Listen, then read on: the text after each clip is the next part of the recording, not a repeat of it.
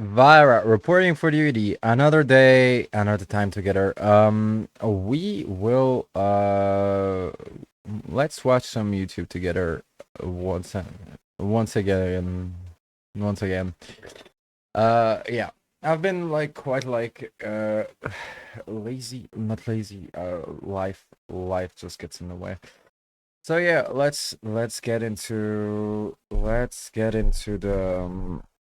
the gist of it, right? The gist of it. Oh my fucking god! I don't even know how to talk anymore. God fucking damn it. So yeah, uh, let's get to that. All right.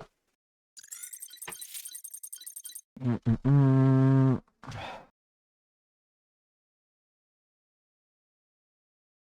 Where is it? Okay. Okay.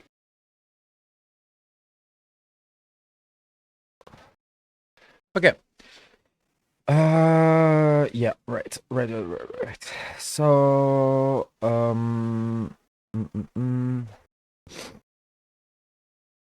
so,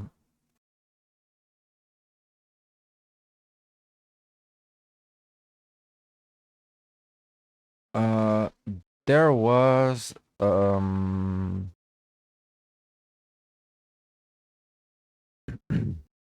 is it?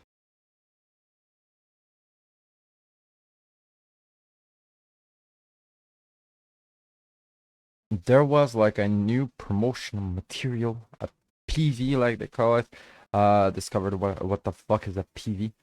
Of Clevitis, and you know what? Clevitis. Is actually uh sounded like kind of out there, not out there, but like forgettable. So let's check it out. All right. 魔術を戦争の道具にしている連中、ウィザードだ。つまりこの剣には魔術というものが深く関わっている。竜殺し、ドレルか。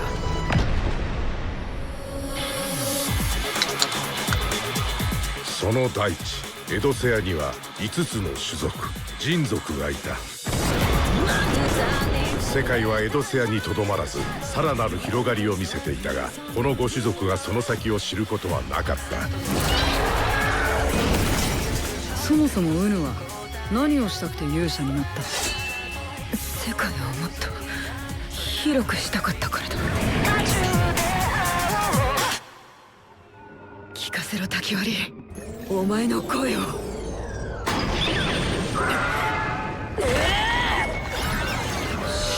真紅の輝き、あれは司法。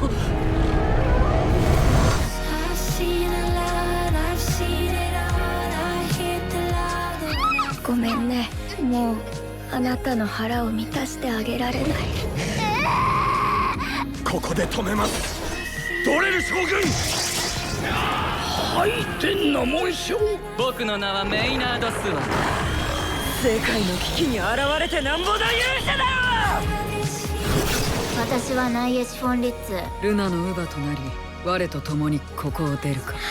聞きたいことは一つだけだ。世界の縛りを破るにはまるで足りぬ。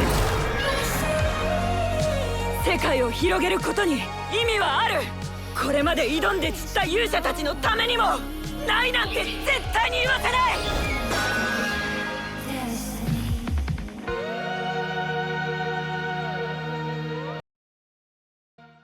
Okay. So this is actually way more interesting than the first one. The first one, I don't remember at all what was going on. Here it talks about like different races. Wow, different like the powers like seems interesting. The fight scene seems interesting. So it like on this one they really did well to do another like trailer, because like the first one was really forgettable. Like this one is actually quite cool. You get to see a lot of characters. You get to see what's going on. I think that like this is really creative. Like the quality is like good enough. Like but I think that like I don't know, like the action, the way they portray action is really interesting. Like it's really, and it has like it has this hard style that's kind of like old, like if you don't remember, maybe like it makes me think about Slayers, like this type of old, you know. So yeah, this is cool. This is cool.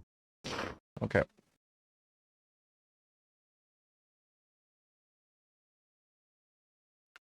Uh, let's keep on going.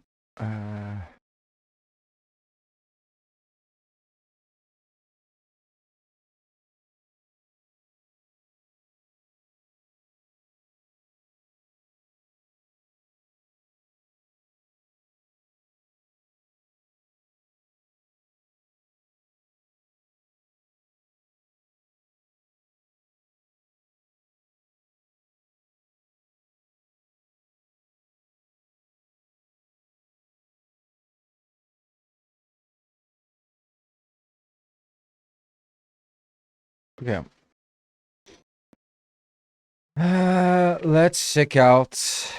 Let's go back to. Let's check out this anime. So Absolute dumpster fire, the internet told me. The animation is trash, the voice acting is trash, the dialogue sucks, and there's some Twitter controversy about hating men. And I'm a man, so therefore I have to be offended. I had to see what was so terrible about High Guardian Spice. So I went in and watched the first episode, ready to absolutely tear it to shreds, and it wasn't terrible. But it wasn't good either. You've probably heard the criticisms before, or have at least seen a couple clips on YouTube and have noticed the JPEG images in the backgrounds, or how the voice actors seem to be using tin cans as their microphones, or even just how utterly incompetent it is in regards to literally every aspect of production. But all those things aside, it could have been worse. I didn't have a terrible time watching it, I wasn't suffering, and it never did anything. it looks like it looks more like a cartoon production than an anime, to be honest. Like modern cartoon, right? In particular to make me angry, it was just sorta not great. This show is basically the cartoon equivalent of the cheapest gluten-free bread you could find. There's nothing technically wrong with it, you can't really get mad at it, but at the end of the day, it doesn't have any nutrients, it doesn't have any flavor, it doesn't have anything. It's just boring, lifeless, tasteless bread. It lacks so many of the most basic storytelling concepts that are needed in order to make a story interesting, and because of this, I couldn't even bring myself to be interested enough to continue watching anything beyond the first episode. So yeah, many of the following criticisms could turn out to be wrong in the long run, but I'll never know because it failed to make me care enough to want to continue. This is how not to start a story.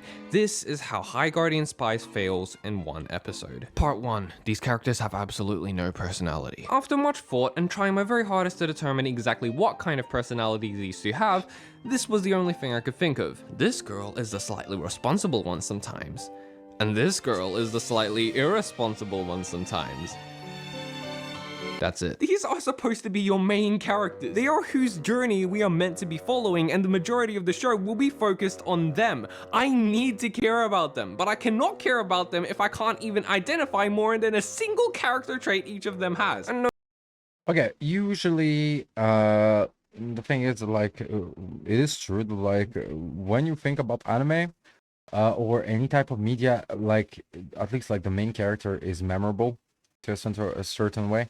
So yeah, but at the same time, like some development, like some TV shows allow themselves like multiple episodes to actually like make their anime like kind of come to life. But yeah, let's keep going. Let's keep going. It's interesting. But like to me, this is not an anime. This is a cartoon. Sorry, like I So cannot. I'm not saying that in order to make a good character, you should just have a giant list of traits. That's not how it works. Really, if you want to establish character, you need to do it through character moments. Or in other words, action. You show and don't tell.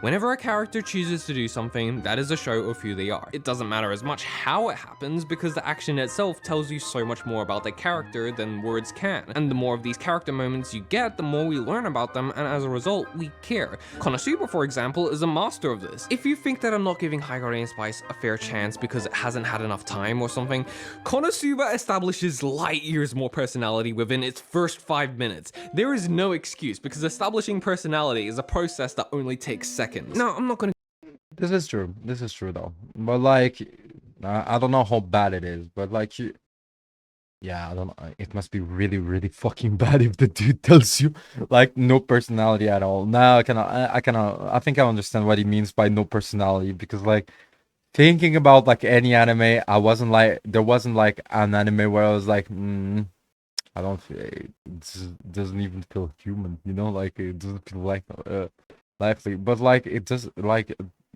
firstly, it's a cartoon. Like fuck that. Like they just like stamped the anime part on this, but like it's a cartoon. Like it follows like the character design of cartoons. Go into detail about it since I already made an entire video on it, but the difference between Konosuba and High Guardian Spice is that in Konosuba, everything that happens because a character made it happen. In High Guardian Spice, things just happen because they happen. It never comes from the characters. All they ever do is react to the stuff that happens to them, just following the plot instead of making the plot happen. That's weak character writing. Okay, I went through the entirety of the first episode of High Guardian Spice and mapped out everything that happened beat by beat, and out of all the moments in the entire episode, that's 19 plot beats, the only ones where one of the main characters makes any kind of active decision that establishes any kind of character are these three. That's not a lot, and you could take 2 of them out, nothing would change. The first is the scene where they decide to cut the line at the train. Let's cut the line. Rosemary, that would be wrong. I'm thinking we should cut the line. The second is the scene where Rose gets impatient at Sage to finish eating and pressures her to hurry up so they could go. You ready? Give me just a minute. With the music, it makes it sound even more stupid. Maybe I'll take it to go. Great. And the third is the scene where Rose swings her sword around like a moron and almost hurts someone. Danger is like a flock of birds. It swoops all into your business when you least expect it. Aha! Wah! And guess what?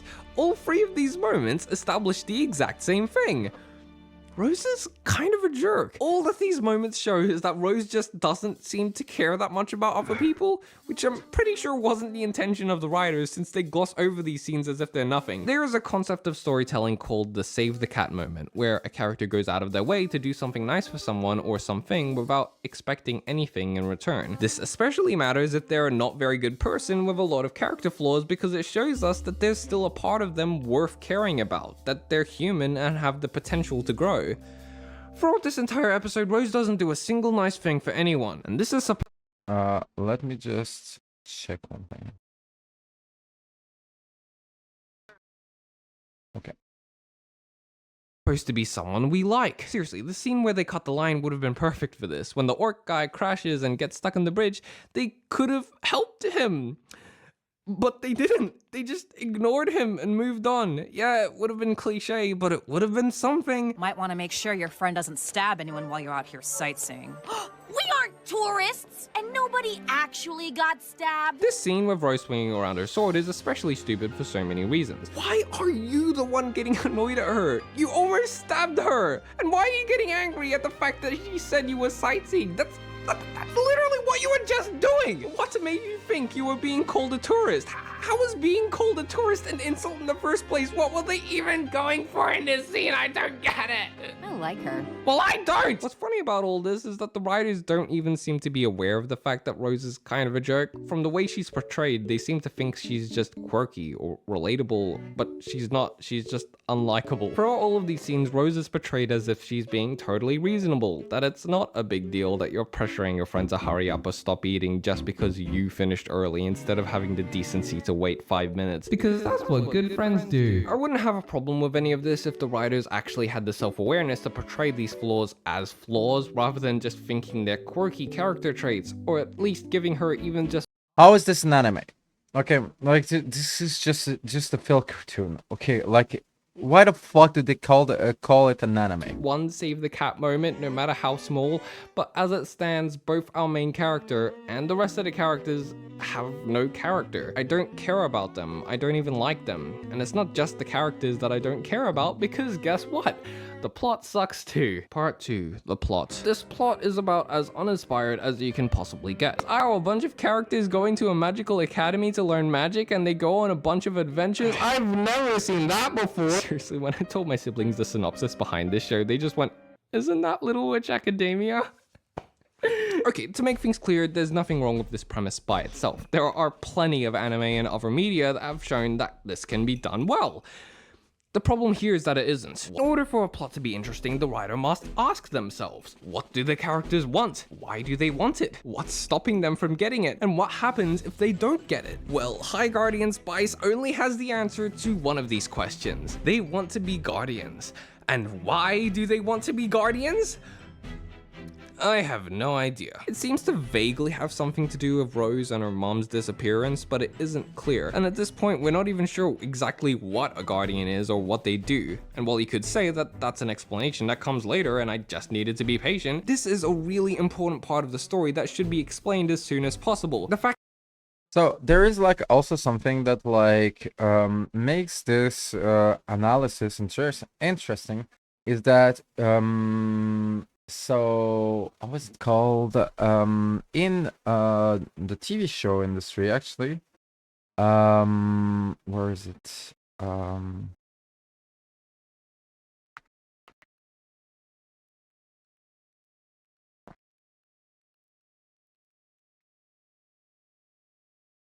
so in the TV show industry, and it is a TV show, like so when you are trying to promote a new TV show, you go by what is called a pilot. A pilot episode is basically one episode that is completely rendered or completely like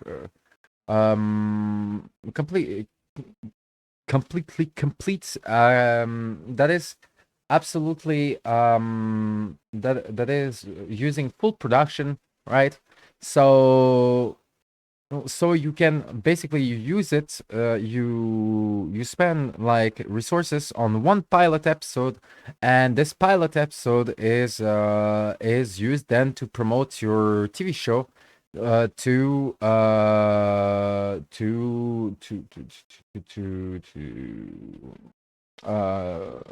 businesses, to productions, production, how's it called, fuck, to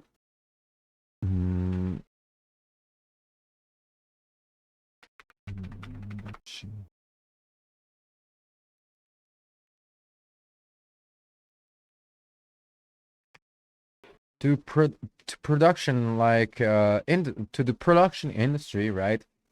And so to different types of different type of like basically like corporation, like cinema corporations, cinema big businesses that will actually like watch your pilots and will tell you, we will invest for this to not be up to for we will invest in your TV show for it to not have only for it to continue, right? So there is the story of like everyone loves The Office, right? The Office almost got rejected because of its pilots, the pilot episode, and the pilot episode is the first episode of the TV show. Same with, I think, Rick and Morty, right? I don't know though in Japan if they are actually using pilot episodes to actually like promote themselves, because it goes from like the manga, and the manga becomes like an anime, and so because because of that, yeah, because of that, like it functions differently. But basically the pilot episode is the most important episode of a TV show, in a way that it is supposed to explain most of the motivations, present most of the characters, and explain the story well enough for you to be able to go from businesses to basically sponsors, right? from sponsor to sponsor to fucking like get money to get production to get to produce your TV show. And this is really interesting. Like this is really interesting because like a lot of like well-known TV shows that are kind of like wacky, you know, that's kind of like out there, you know, kind of like The Office, like The Office, Rick and Morty. I'll search for um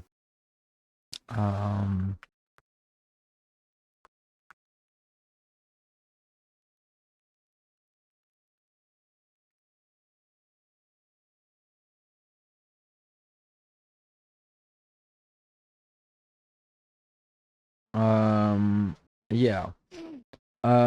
Games of Thrones, Park and Recreation, like like yeah, so you can see that like a lot of them were actually quite fucking uh quite fucking like are quite fucking well known TV shows that actually like went through a pilot that was like questionable. Well, for TV shows like The Office, for TV shows like Park and Recreation, it is actually like complicated to actually like, because it's a comedy show and stuff like that. It's actually complicated to make it so make it like really like make it valuable, make it explainable. You get me, right? It's difficult to actually like promote it in a way that like you're you know that you'll be able to explain your product well, right? And but yeah, so actually it is so pilots episodes is basically like the bread and butter, the blood and bones of like the TV show industry. You have a good pilot, people sign you up. You have a bad pilot, your TV show will never be aired. I know that like there is some more, it's more complicated than that, but overall there is a lot of that. And so is analysis of like this TV show, is this anime, this fucking cartoon, let's fucking say it, is actually interesting because like it judged this TV show just like other people, like people in the cinema industry will judge pilots. And so like this is I was like, yeah, maybe, but like it's actually a really good interesting exercise, and a good way to also like well analyze piece of media. The fact that this is sidelined to instead make room for a bunch of pointless world building is a failure in itself, but more on that soon. They treat the characters wanting to be guardians as if it's a given. Of course they want to be guardians, that's what you're supposed to do in a fantasy story. At this point, it relies so much on the established tropes of its genre that it doesn't really seem to care about the fact that it barely has a plot. Characters still need motivation and reason for wanting to do the things that they do. And the most infuriating thing about all this is that the solution was right there. In the middle of the episode, Rose has a dream that basically tells us that Rose's mom disappeared, right? All they had to do was just connect the two things. Rose's mom disappeared, so she wants to become a guardian so she can find her. Ta-da! You now have an interesting premise that actually sounds like an anime. And for the people who have actually watched all the way through and are now screaming at me because it turns out that's exactly what the premise of the show is, and I'd know that if I just watched one more episode, let me say this. This should have been established to us straight away. There is no reason to hide this information from us. All it does is just make us less sympathetic towards Rose and makes me not interested in watching how the story plays out. The fact that we don't even have a why for these characters doing anything means that we can't understand or connect with them. Instead, we're just watching them do stuff without any real reason behind it, and we feel like we know nothing about them because we don't. And if I was right and Rose never does have any real motivation for wanting to become a guardian, then that speaks for itself. Okay, everything I just talked about only covers the first two questions, but the second two are equally as important. Which brings me to my next point. The majority of episode 1 is a massive waste of time. Going back to these 2 questions, if a character wants something, something else needs to stop them from getting it. And it doesn't hurt to make it so that there are negative consequences if they don't get what they want. So that's conflict and stakes. With the hypothetical situation I was talking about before with Rose wanting to become a guardian to find her mom, this would also introduce stakes since it means that her mom's life is in danger and she needs to save her before she dies or whatever. It all connects. Okay, but high stakes aren't absolutely essential. They're nice, but they don't have to be there from the very beginning, so it's okay if High Guardian Spice doesn't have that. The main thing I do want to focus on is the lack of conflict. This entire episode is almost completely devoid of any kind of conflict. That's not good. If you want to know why that's a bad thing, it's because conflict is quite literally the most important thing in a story. That and the characters. Ask any competent writer. So if you don't have those things, you're gonna get a really crappy story. So like in the beginning, they need to get to their school, and in order to do that, they need to catch the train. So what do? They catch the train. And that's it. But hey, look at all this cool world building. Then they need to find their caretakers. So they find them. And that's it. But hey, look at all this cool world building. Next, they need to go home. So they go home. And have a nice breakfast in the morning. But hey, look at all this cool. Are we seeing the problem here? We're halfway through the episode and not a single thing of substance has actually happened yet. There's no conflict whatsoever. Nothing has stopped them or gotten in the way or nothing. Yeah, and basically, like, there is no challenge to the story. So basically, you just see people do people stuff with no reason or real motivation. Which is actually, I understand what he means. Like, especially when it's like mixed, because like, if you have like motivations, you can like anime is like pre-ran sometimes. Like they're like spend an episode without like many like much resistance to it, right? Stuff happens and it just happens. But like because of the actual world building, actual motivations that you understand, well, basically it doesn't matter because like you like the characters. It's just like stale on. It's like stale with stale stale environment with a stale world building with stale characters. Nothing has gone wrong, which makes me feel like all these scenes are pointless since you could easily skip over all of it and lose absolutely nothing. But hey, at least we got all this cool world building. Okay, so we're yeah, in free run, like you could skip like some scenes and lose nothing out of it, but because you're attached to the characters and because it creates world building and because you get to connect with the characters, like I think that like he also mentions that like there is no character development in the sense that like they do all the stuff, and I'm pretty sure that like it doesn't allow you to know them better, right?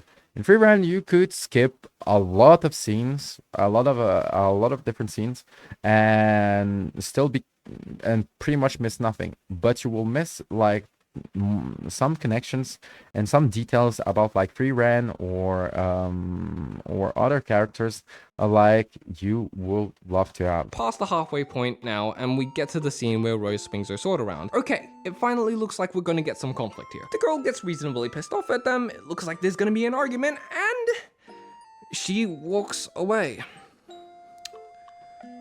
Really? Okay, whatever, that's fine. Let's just move on. In the next scene, we finally get something when a Trixie steals Rose's locket and they need to get it back. It's not much, and at this point we don't fully understand why it's important to her, and it doesn't really seem to have anything to do with anything else that's happened, and also feels like we're just getting kind of sidetracked, but hey, it's something. So after a few minutes of chasing, they finally track it down to the forest. Okay, great. They see the locket there on the floor, they're ready to go get it, and then more pointless world building. Look, I get it. You have a bunch of cool concepts and you want to show them off.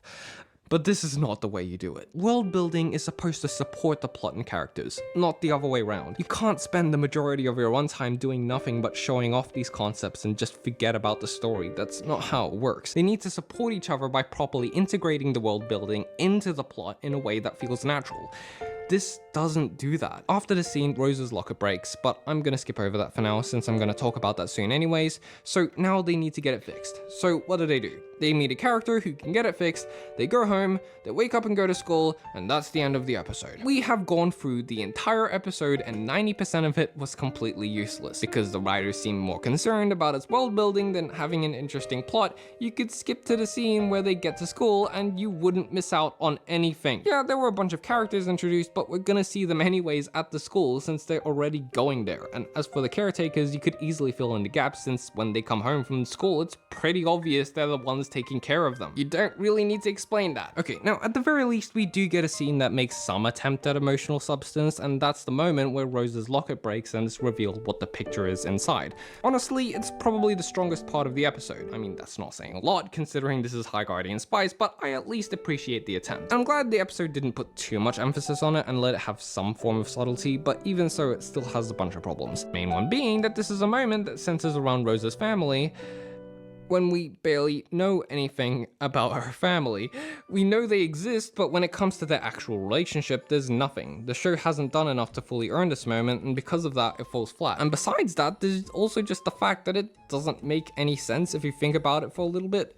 Why did Rose make the main part of the picture the cheesecake specifically and not her actual family? Was she hiding it from Sage? Why? If she was hiding it and she lied to her, then that doesn't make sense either, because just a few scenes prior, we see that Sage already knows about Rose's problem, so there's no point. Overall, this moment falls flat because it just didn't have the proper setup or thought behind it to earn it. But again, at least it didn't dwell too much on it and moved on from it quickly, so I'll give it points for that. But in the end, because of this episode's massive lack of conflict, everything that happened in this episode felt like a total waste of time. I'm not saying the episode should have just started with them going to school, since having a proper setup is really important. I'm saying that it should have made the things that did happen up until this point have a point. And in order to do that, things can't always go as planned, and there needs to be some form of purposeful conflict during the things that happen. Little Witch Academia is a show that many people have compared this to, and that's because it's basically the same concept as High Guardian Spice, except Except it's an anime. You can see the art style. It's like you can see it's an anime. done right. The very first thing it does is make it crystal clear as to what Akko wants and why. She's inspired by Shiny Chariot's performance, and because of that, she wants to be like her someday and become an amazing witch. Easy. That's her motivation. So the next thing it establishes is that Akko can't use magic. She isn't born into a witch family and she has no idea how to use magic. And yet she remains cheerful and optimistic and decides she's going to do it anyways. That's both establishing the main conflict of the series and tells us a lot about Akko's character and personality. Then she tries to find the bus stop to the school and can't find it. If she doesn't get there in time, then the doors close and she can't enroll. That's conflict and stakes. Then she meets Sushi.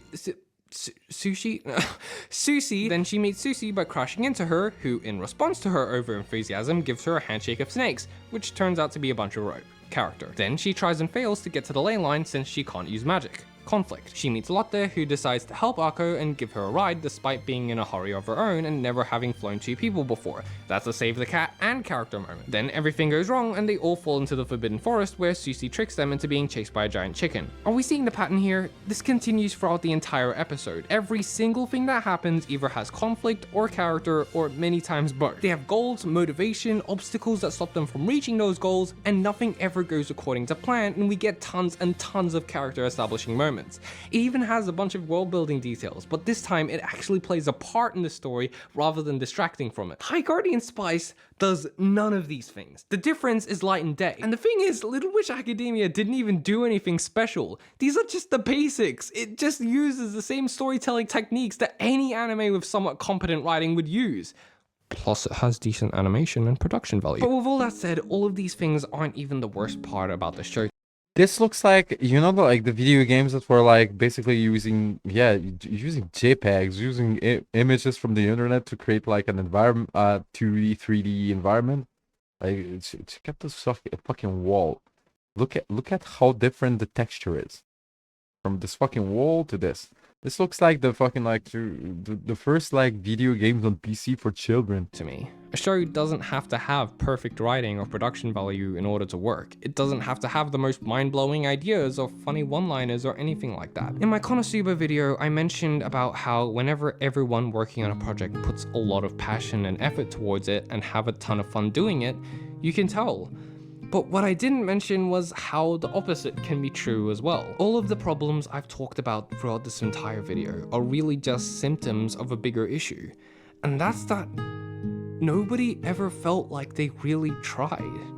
This entire episode, on every level of production, from the voice actors to the animators, the composers, and especially the writers, felt half-assed. Budget here wasn't an issue. Konosuba had a shoestring budget, even for most anime, and none of their voice actors or anyone else on the team from what I know of were well known at the time.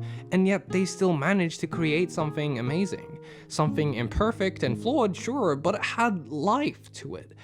High Guardian Spice doesn't have that. I can forgive flawed writing and I can overlook cheap production value, but what I won't forgive is laziness. And I believe the main reason it feels so lazy is simple. From what it seems like, this was made for political reasons rather than artistic ones. Now, to make things clear, there is nothing wrong with having political ideologies and storytelling. In fact, some of the greatest movies and shows are centered around that. And there's nothing wrong with representation either. In fact, I can agree. I encourage more representation of minorities in more mainstream shows. That's a good thing. But the difference is that these movies understand how to integrate those ideologies into the story in a way that enhances its themes and creates something meaningful. Many other shows, however, don't do that. Instead, they act as if because they're doing something that's in support of their particular political belief, that the actual story is irrelevant. That because they have all this representation, because they have all of this quote-unquote diversity in their staff, that they don't need to work to make something good. And if anyone dares to criticize what the end result is not because they think the writing's bad, it's because they disagree with your political ideologies. And at that point, the show isn't really a show anymore. It's propaganda. The fact that the very first trailer That's a good point, yeah. for High Guardian Spice tells us absolutely nothing about the actual show and only seems to care about the type of people who are making it is very telling for where their priorities were. The writers, from what it seems like, didn't really care about telling a good story that anyone could enjoy. All they cared about was pandering to a very specific target audience who'll love it no matter how bad it is, purely because they have the same political beliefs. Do you want to know And this is basically who manipulation. else does that? Crappy Christian cartoons. Yep, these things, they do almost the same thing. It's pretty ironic that despite having the most opposing beliefs, these two are on the same level. The sad thing about all of this is that in the end, they're really achieving the opposite of what they were trying to do. Think about it, if the majority of movies and anime don't have this kind of representation, but the few that do suck, what does that say about your community? Shouldn't it be the other way around? That because you're one of the few shows that can represent your community, that you should try your absolute hardest to make something decent? I'm not saying High Guardian Spice had to do all of the things I talked about in order to work. Heck, many of my favorite shows are ones that break the rules of storytelling, and many of the shows that I cited as examples don't do all of these things either. All High Guardian Spice needed to do was at least do one of these things well. Anything. Something that showed that these people gave a damn about its characters or its plot rather than just viewing it as a product. My biggest problem with High Guardian Spice isn't poor dialogue or lack of conflict, lack of good character writing, or its terrible production value. My problem with it is what it represents. And no, it doesn't represent the LGBTQ community, it represents a mindset. A mindset that says, I don't need to try. Yeah, this is actually a fair point. I don't need I don't need to try because of who I am. And usually the political agenda of many of these like art creations are actually like, it's really sad because he is right. Usually if you are behind the political agenda and if you do basically propaganda, because like there's a difference between promotion and propaganda, right? But if you see yourself as all righteous, like basically it's propaganda, right? If you understand that like it doesn't matter what what message you are trying to share, that you need to play by the books, play by the rules, and actually create something entertaining and allow people to actually like question it, like then this is promotion, right? And yeah, I completely understand. So basically, it is sad, but like at the same time, it's not an anime. It's not an anime. Or who knows, maybe it does get better and this entire video was a pointless waste of time. My name is Brandon Riley, donate to Team C, like the video, follow me on Twitter, and I made this video the way I did because I couldn't be bothered to watch the entirety of High Guardian Spice. This was really interesting. This was really interesting. And yeah. All right. I want to talk about it for like 20 more hours.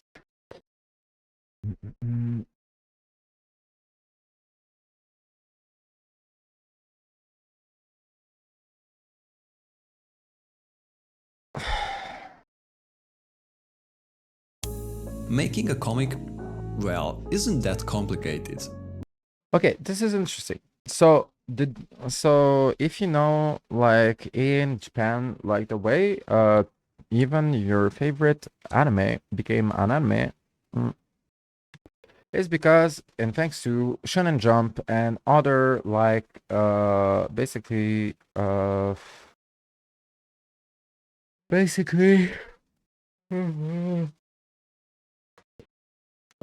create like competitions, and the winners of these competitions is promoted on Shonen Jump, or then other like or they can get like deals and stuff like that. But basically they get promoted to the big league, right?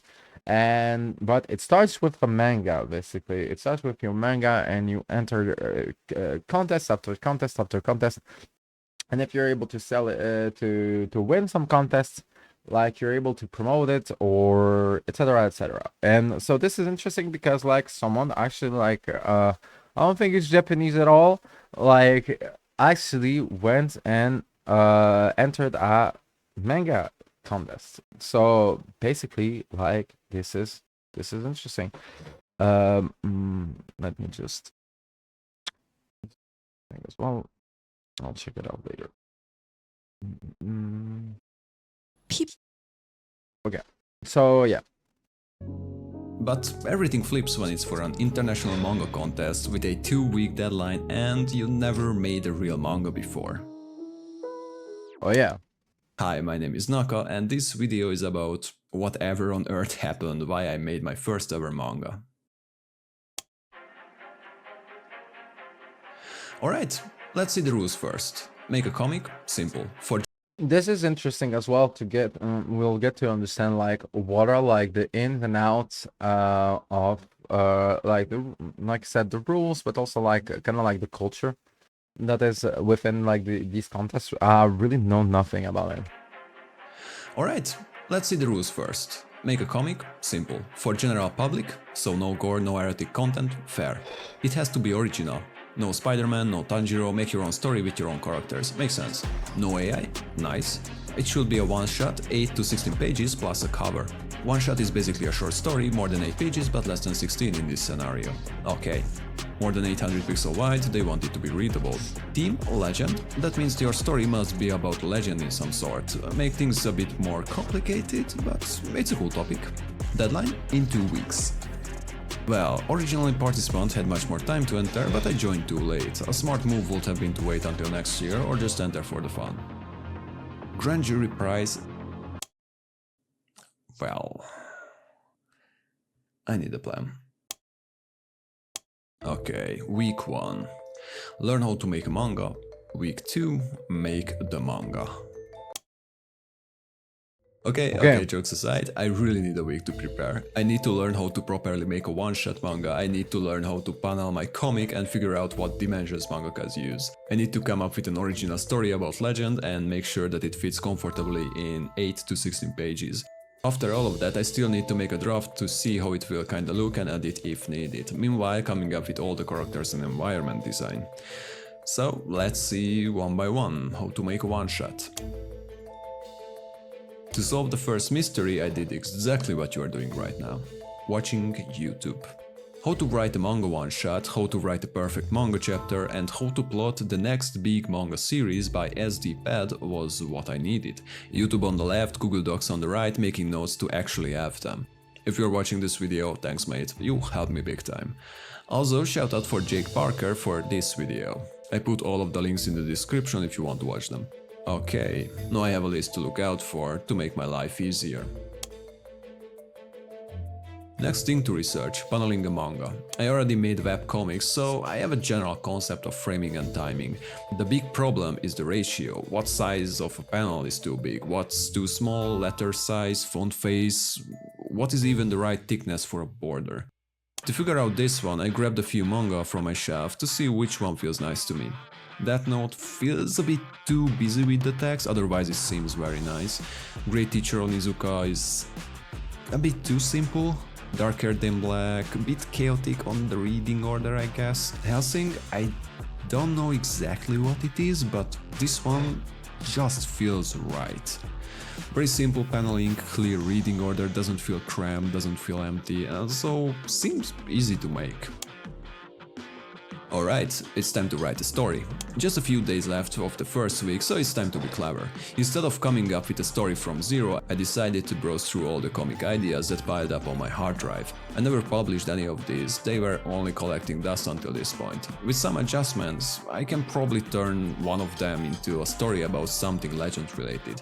Ordinary Undead and Chroma Core related stuff I already published, so yeah, off the table. Helgern is something that I never released or made, but it's too complex for a one-shot. Off the table. One-shot could be a very interesting one, said that is specifically designed for vertical scrolling. Off the table. Fucking animals would hit the gore rule very hard. Off the table. I also made an illustration inspired by it on Instagram. Then it hit. I turned some of my comics into a simple illustration, but I also dropped character designs, because they were too complex for a simple drawing. And there is one specific thing in my mind. This early concept.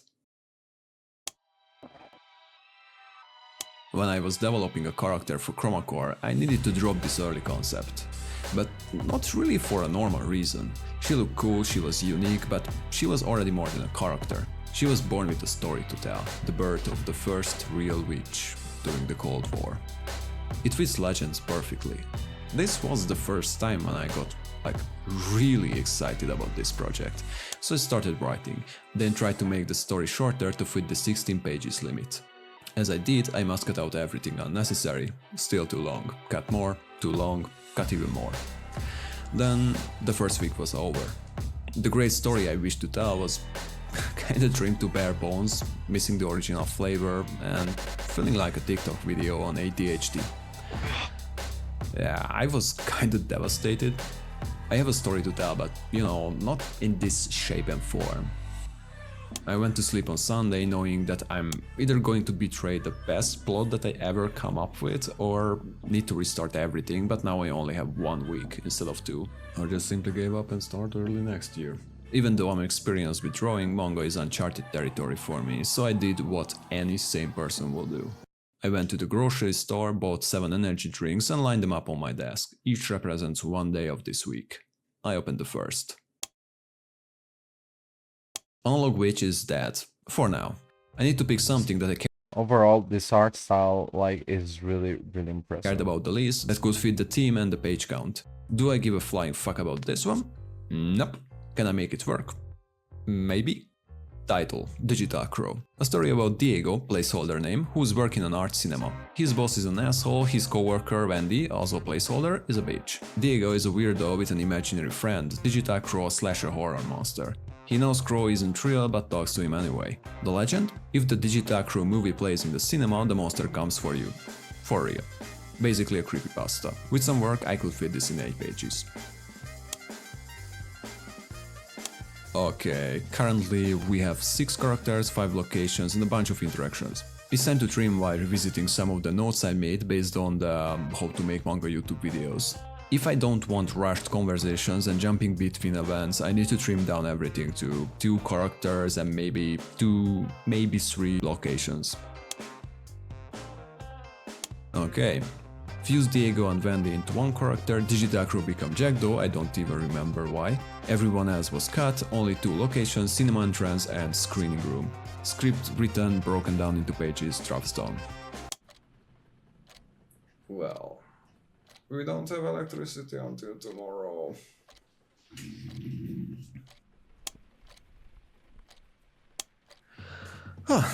I came way too far to give up, so the plan is simple. Draw, eat, sleep. Normally at this point I should have references for the characters, locations and everything visual. I literally made up everything on the fly. Character design, location, I didn't even look up any references because I didn't have time to do that. The cycle continues, but I see the end of the tunnel. It's a bit far, but I can see it. Friday grind had a toll on me. If I go to sleep tonight, I will sleep more than 12 hours. Should I skip sleeping? If I miss the deadline because of that, I will be crushed. I need a solution. Annoying alarm clock out of reach it is.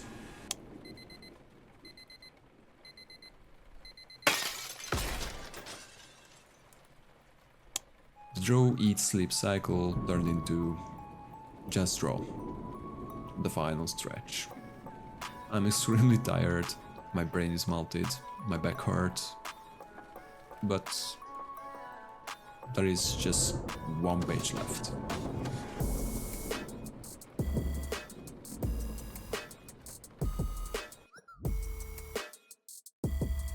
Yes, such a fucking insane art style.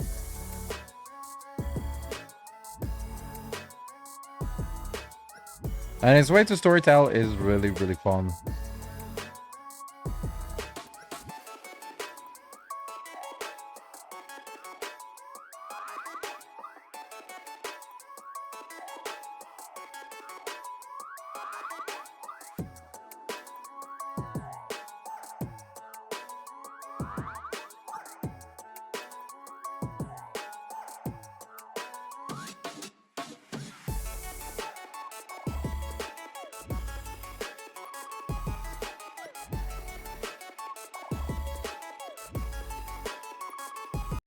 Again, let's check it out.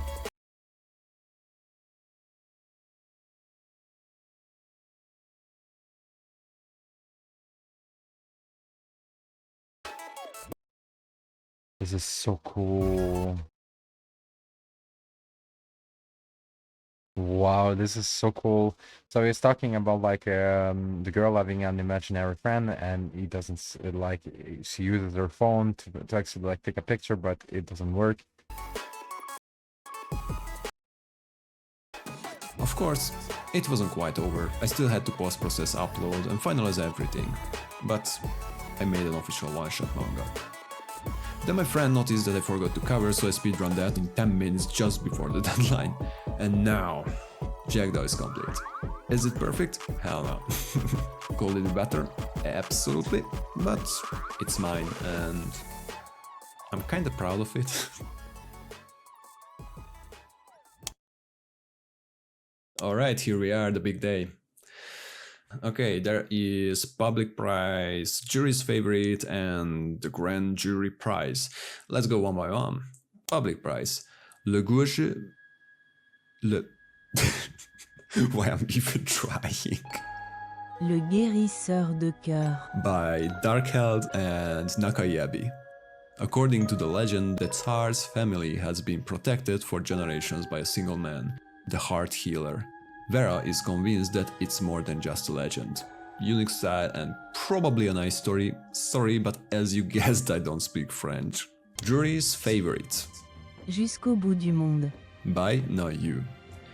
In 1873, a scientific expedition sets out to uncover the mystery of depths of the end of the world. What lies beyond the dizzying drop? Will they manage to bring back their discoveries safely? Even though I don't speak French, I understood this comic from start to finish, and that's a big deal. Awesome work. Drumroll please. Grand Jury Prize, Clockwork Memento by Laurent Rice. What it means to be remembered. A gritty fairy tale of a wolf who finds himself asking the very question. Honestly, this is a very good comic. Also, I got honorable mention and I can finally sleep. €100, yay!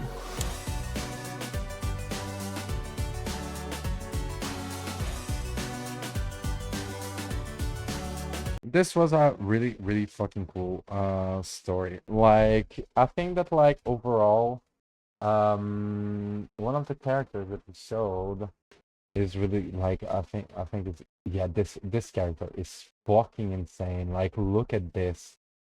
Uh, I didn't mean to move that. Like this character is absolutely insane. Like and this one as well. Like but yeah. So he lost yeah, no wonder like but like this is kind of like it's really a world kind of like a niche that like is really like not known and not like really documented too much like the but it is more I guess in Japan with like with the Jump magazine and stuff, but like it's really interesting. It's really interesting. All right.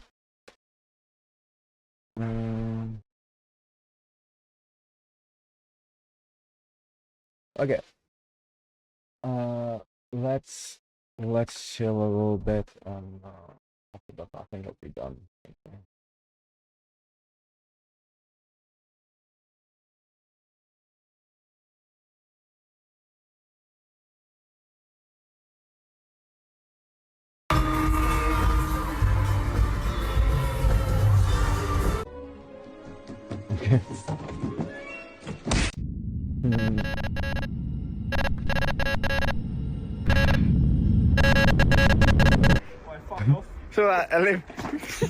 Oh my.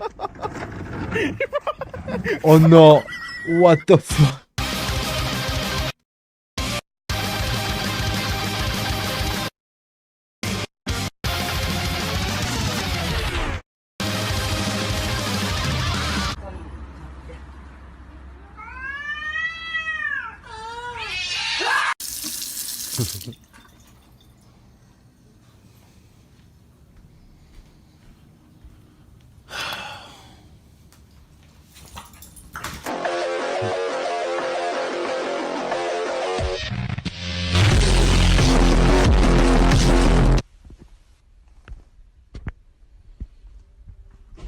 Hi, can I help you?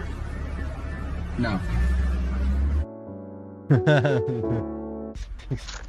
Okay. And as I figured out the hard way, be mindful where you put your camera and tripod when filming a grizzly being returned to the wild. This is a lesson for everyone, I guess.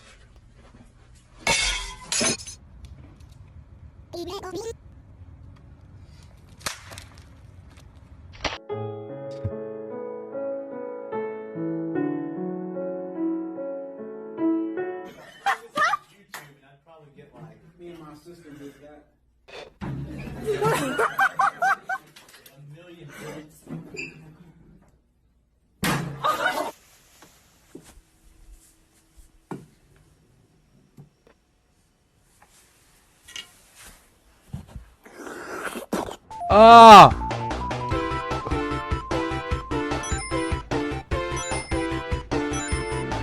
Oh. Have you ever been sick? Yeah. What kinds of sickness? Cancer.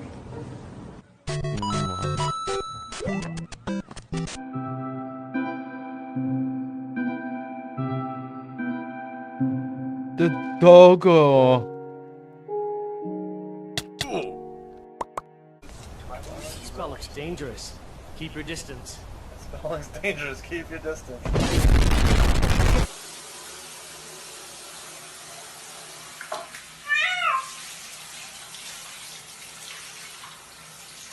Yeah!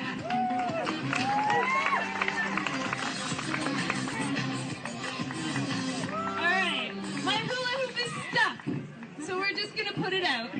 If everybody can help me out. Whoa, whoa, whoa! What the fuck? No, it's okay.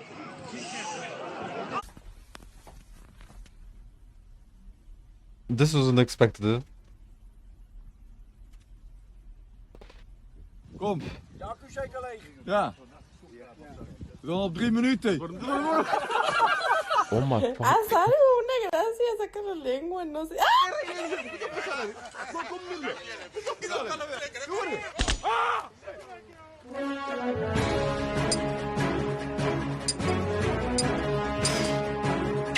Jerry! Jerry, stop! Don't put that car in the pool! Jerry! That's boom.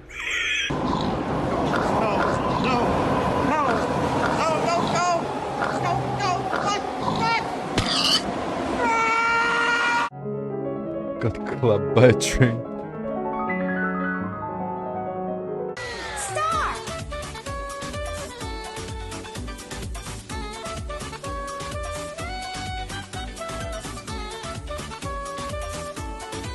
Finish! Whoa, this was fucking clean. Charlie, Put the knife give down. Daddy the knife. Put the knife down. Charlie. Give, thank you.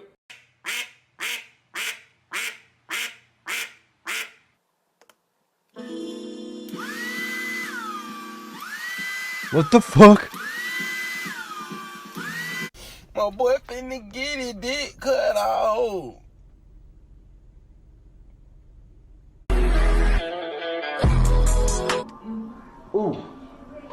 Dois, três, quatro. Yeah, my little brother is fucking body. What the fuck, dude? His What's wrong with your nasty. fucking shoulder? Do it again. What the fuck is wrong with your shoulder, bro?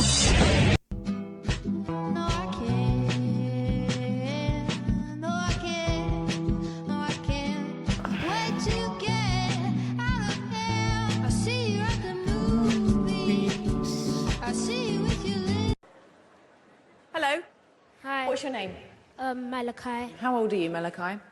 And where are you from? Who are you with? Are you a bit nervous? All right, Malachi. Good luck.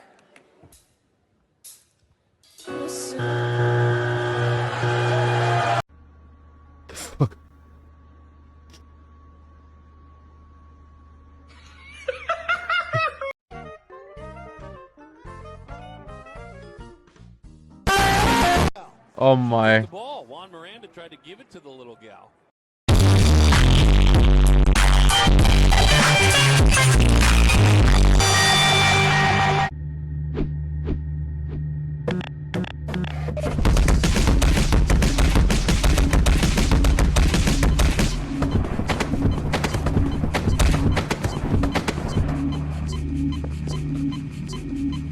Such a hungry little baby.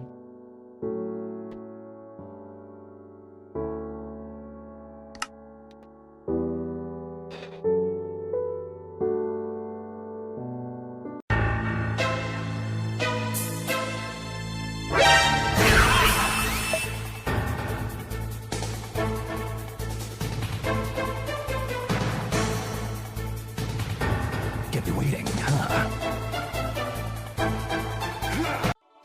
Aww.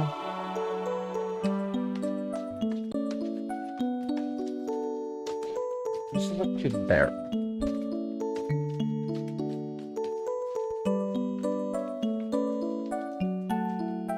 What an adorable bear. Okay.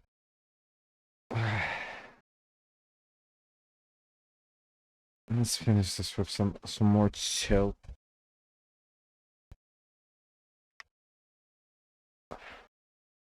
Hello everyone, this is your daily dose of internet.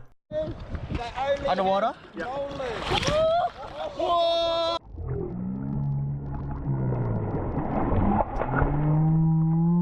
That's a fucking slap. This rhino ran right up to this photographer and demanded belly rubs. This is so cute. What the fuck? What a legend, this rhino.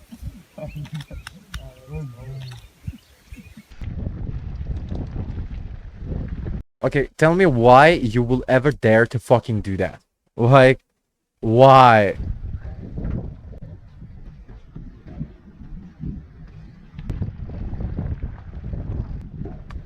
But it is impressive nonetheless, but like, why?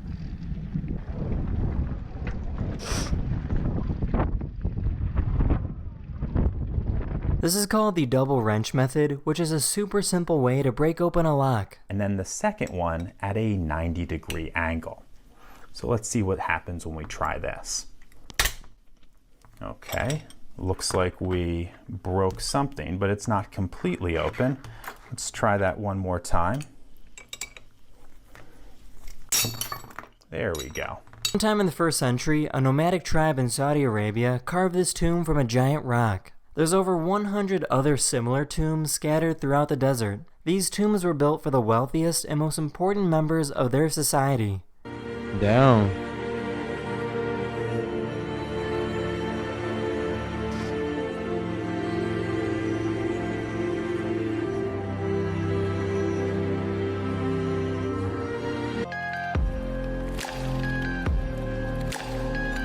This is cool as fuck.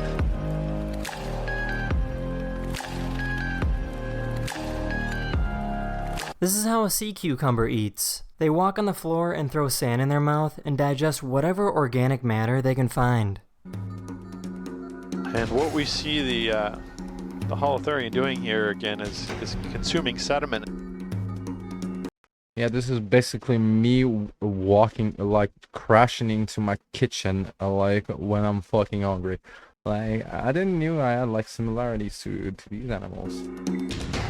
They are able to eviscerate their guts, for example, and that will then stick to the predator and confuse them.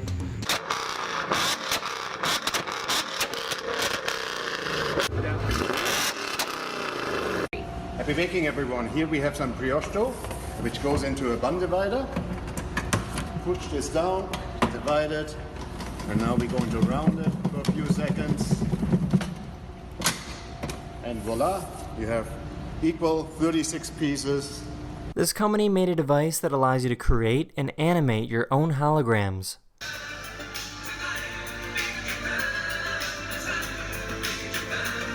And you look at it and you interact with it, there's no clunky headgear, there's no extended setup. That's in this video. I really hope This you is enjoyed, cool. and I'll see you guys again very, very soon. Later. This is cool.